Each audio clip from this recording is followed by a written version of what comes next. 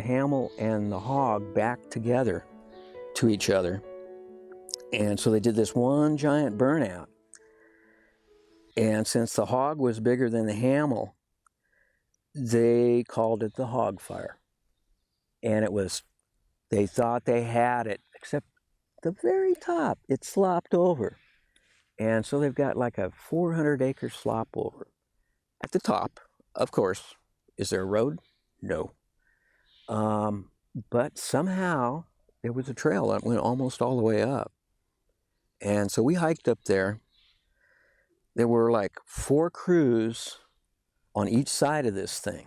And we were just gonna shoot down these spur ridges to the creek and burn as we go, hit that creek, call her good.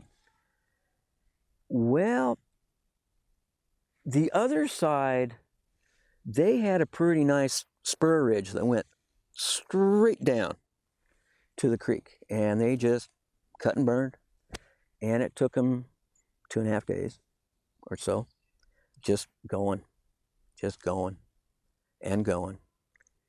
And we had a couple of long lines dropped into us once, I think, that to recharge us a little bit with food and water and some gasoline for our chainsaws and some burning equipment.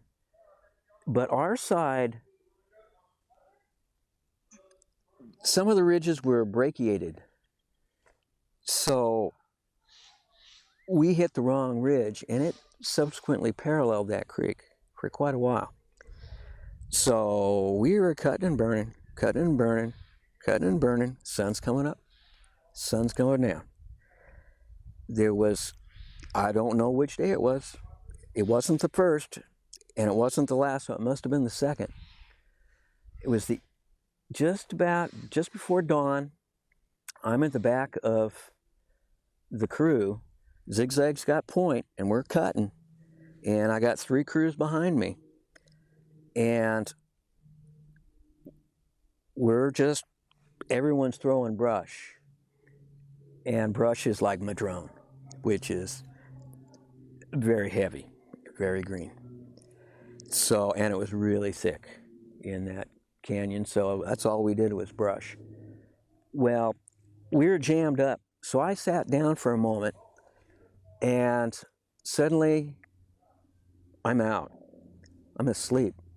And I think it's only a minute, and I lift my head.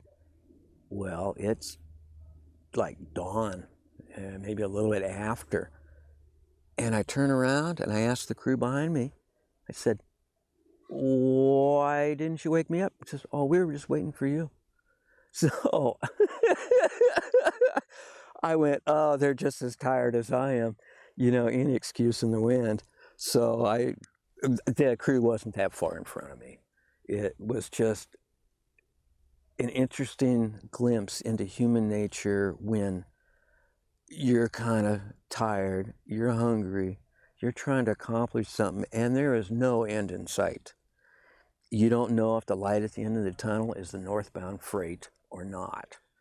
So we finally got down to the creek bottom, and then we had to bounce our way out of that creek out to this landowner's field, and we got picked up on the buses. And that was the last shift I pulled on that fire.